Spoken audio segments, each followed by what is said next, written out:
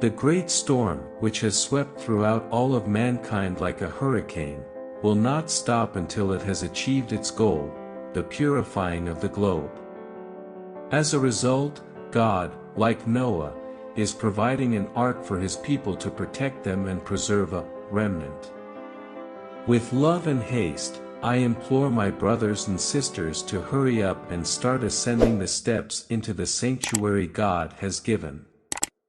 Our Lady had presented a glimpse of hell in the authorized apparitions at Fatima. She then replied, "You've seen hell, where poor sinners' souls go." God intends to foster devotion to my Immaculate Heart across the globe in order to save them.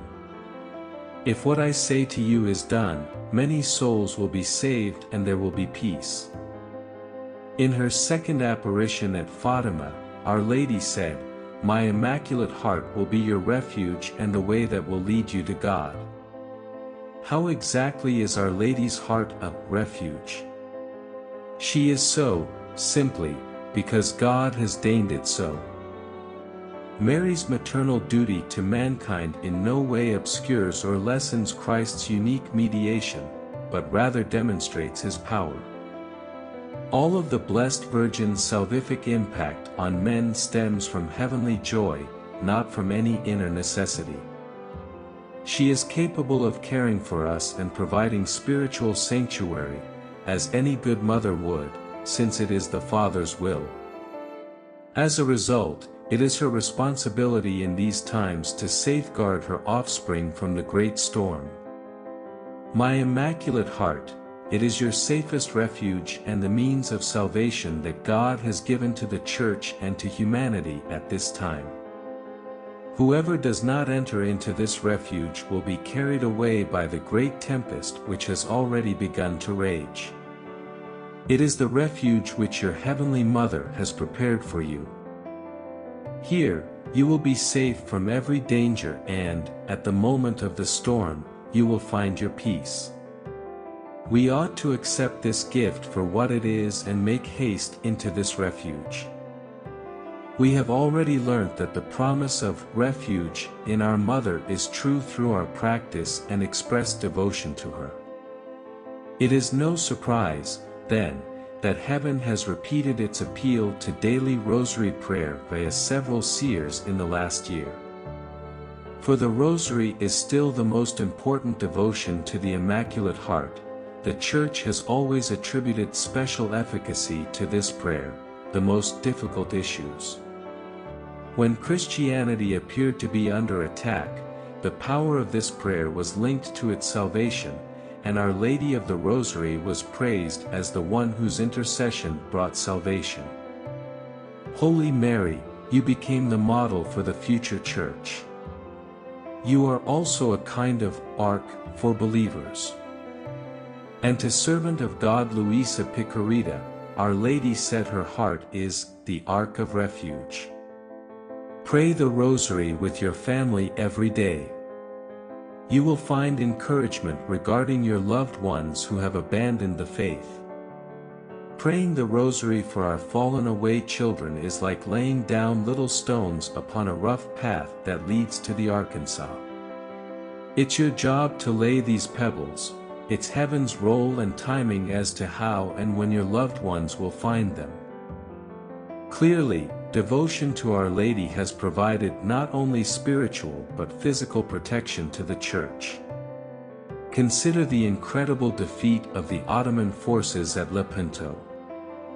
On how priests saying the Rosary in Hiroshima were miraculously spared from the atomic bomb and radiation burns, we believe we survived because we were living the Fatima message.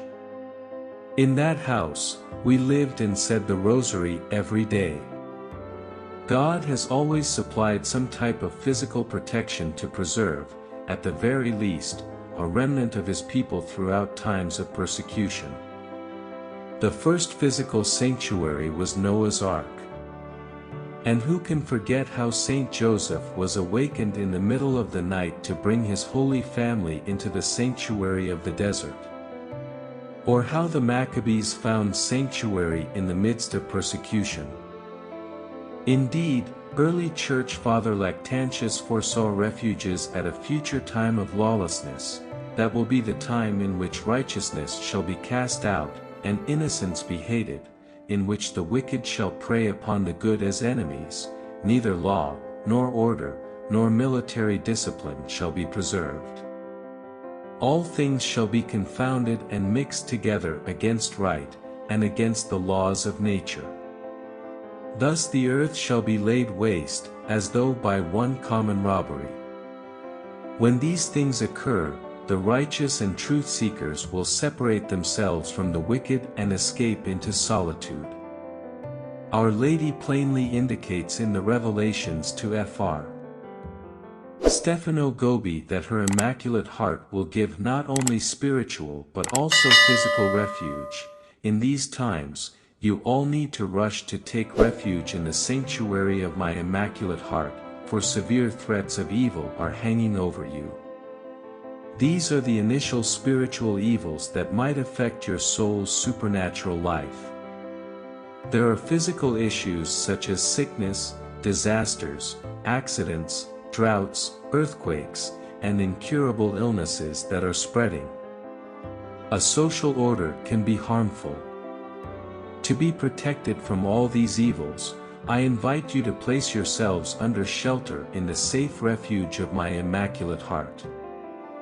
According to the approved revelations to servant of God Luisa Piccarreta, Jesus said, "The divine justice imposes chastisements, but neither these nor God's adversaries approach those souls who live in the divine will. Know that I will care about the souls who dwell in my will, as well as the areas where these souls inhabit. I place on earth those who entirely follow my will in the same state as the blessed, in heaven. So, live in my will and have no fear. The time has come, it is swiftly approaching, for my places of safety are being prepared at the hands of my faithful. My people, my angels will come and guide you to your places of refuge where you will be sheltered from the storms and the forces of the Antichrist and this one world government. Be prepared, my people, for when my angels come, you do not want to turn away. You will be given one opportunity when this hour comes to trust in me and my will for you, for that is why I have told you to begin to take heed now. Begin to prepare today, for, in what appears to be days of calmness, darkness lingers. Father Michel Rodrigue believes he was shown that if you are asked to travel to a refuge, you will see a tiny flame in front of you, similar to how the Lord led the Israelites in the desert with a pillar of cloud by day and a pillar of fire at night. This flame will be shown to you by your guardian angel. Your guardian angel will also counsel and guide you. A flame will appear in front of your eyes, guiding you where to walk. Follow this love flame. He will lead you to the Father's sanctuary. If your house is a refuge, He will lead you through it with this flame. If you must move to another place, He will guide you along the road that leads there. Whether your refuge will be a permanent one, or a temporary one before moving to a bigger one, will be for the Father to decide. Father Michel adds, the refuge, first of all, is you. Before it is a place, it is a person living with the Holy Spirit, in a state of grace. A refuge begins with the individual who has devoted her soul, body, being, and morals to the Lord's Word, church teachings, and the law of the Ten Commandments. Events are approaching that will send countless souls into eternity in the blink of an eye. This will contain both the good and the evil, layman and priest, believer and unbeliever. It arrived as a thief in the night, and so will other labor pains. These are the times in which we live. But if you have faith in the Lord, if His will is your nourishment, you will see that nothing occurs to anybody that God does not allow. So do not be afraid. Do not fear what may happen tomorrow. The same loving Father who cares for you today will care for you tomorrow and every day. Either He will shield you from suffering or He will give you unfailing strength to bear it. Be at peace then and put aside all anxious thoughts and imaginings. It is none of my business whether or not I survive to see the era of peace. But I can tell you this, I want to see Jesus. I want to gaze into His eyes and worship Him. I want to kiss His wounds, wounds that I, too, have caused. They prostrate themselves at His feet in devotion. I'd want to see Our Lady. I'm excited to visit Our Lady and thank her for putting up with me all these years.